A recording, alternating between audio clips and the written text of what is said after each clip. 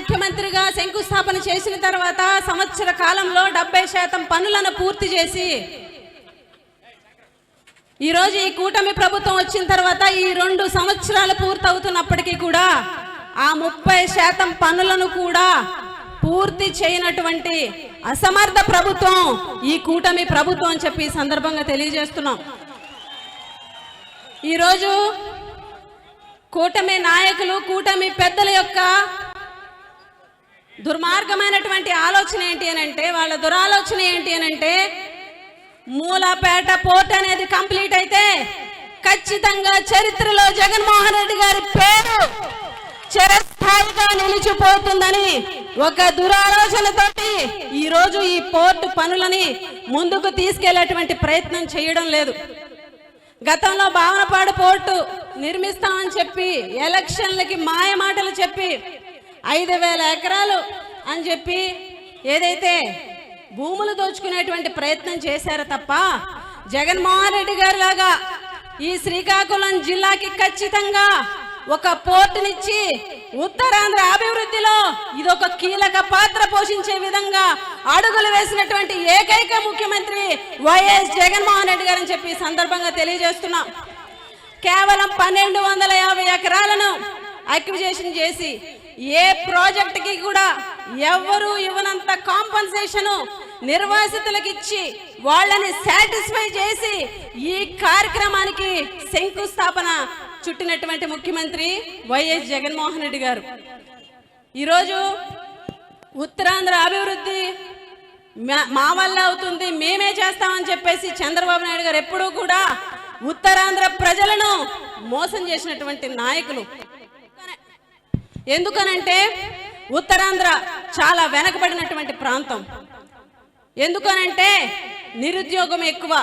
చాలా మంది వలసలు ఈ ప్రాంతం నుంచి పక్క రాష్ట్రాలకు వెళ్ళి అక్కడ జరుగుతున్నటువంటి ఎన్నో విపత్తులకి ప్రాణాలు కోల్పోయినటువంటి మనుషులు ఎవరైతే ఉన్నారో, ప్రజలు ఎవరైతే ఉన్నారో ఖచ్చితంగా శ్రీకాకుళం విజయనగరం జిల్లా వాసులే అని చెప్పుకోవడానికి మనం అందరం కూడా బాధపడాల్సినటువంటి పరిస్థితి.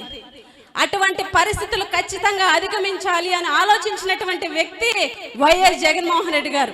కానీ ఉత్తరాంధ్ర ప్రజలని కేవలం ఓటు బ్యాంకుగా మాత్రమే ఉపయోగించుకున్నటువంటి వ్యక్తి చంద్రబాబు నాయుడు గారు అని చెప్పి ఈ సభాముఖంగా తెలియజేస్తున్నాం. ఈరోజు ఇంత గంటాపదంగా ఉత్తరాంధ్ర అభివృద్ధికి ఖచ్చితంగా బీజం వేసింది వైఎస్ జగన్మోహన్ రెడ్డి గారు అని చెప్పి ఈ సందర్భంగా గట్టిగా చెప్పగలం. ఎందుకనంటే ఈరోజు జగన్మోహన్ రెడ్డి గారి ప్రభుత్వంలో అభివృద్ధి అనేది ఒకే దగ్గర కేంద్రీకృతం అవ్వకూడదు అనే ఒక మంచి ఆలోచనతోటి అభివృద్ధి వికేంద్రీకరణలో భాగంగా పరిపాలన రాజధానిని మన విశాఖకి ఇచ్చినటువంటి ముఖ్యమంత్రి వైఎస్ జగన్మోహన్ రెడ్డి గారు.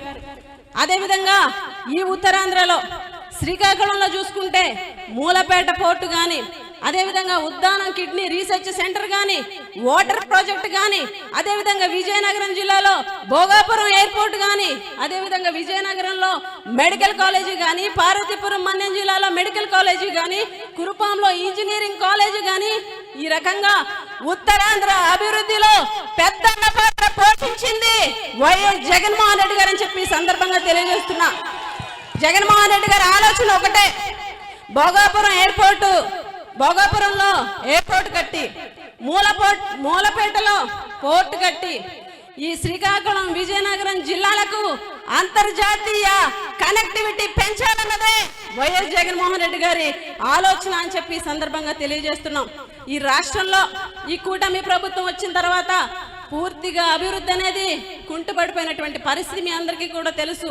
ఈరోజు ఈ శ్రీకాకుళం జిల్లాలో ఉన్నటువంటి ఫిషింగ్ హార్బర్ అవ్వచ్చు, మూలపేట పోర్ట్ అవ్వచ్చు, 17 మెడికల్ కాలేజీలు అవ్వచ్చు, 20,000 నాడు నేడు స్కూల్స్ అవ్వచ్చు, ఈ రకంగా చెప్పుకుంటూ పోతే ఎన్నో కార్యక్రమాలని నిలిపివేసినటువంటి దగా ప్రభుత్వం ఈ కూటమి ప్రభుత్వం అని చెప్పి సందర్భంగా తెలియజేస్తున్నాం.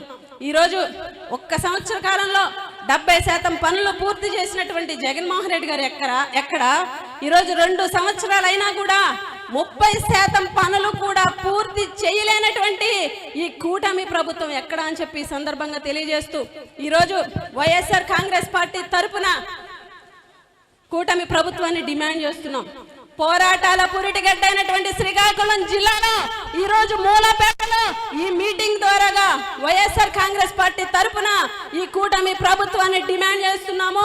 ఖచ్చితంగా మూలపేట పోర్టుని పూర్తి చేసే వరకు వైఎస్ఆర్ కాంగ్రెస్ పార్టీ పోరాటం ఆగదు అని చెప్పి ఈ సందర్భంగా తెలియజేస్తూ ఈ అవకాశాన్ని నాకు ఇచ్చినటువంటి పెద్దలందరికీ కూడా ధన్యవాదాలు తెలియజేసుకుంటూ సెలవు తీసుకున్నాం. జై జగన్.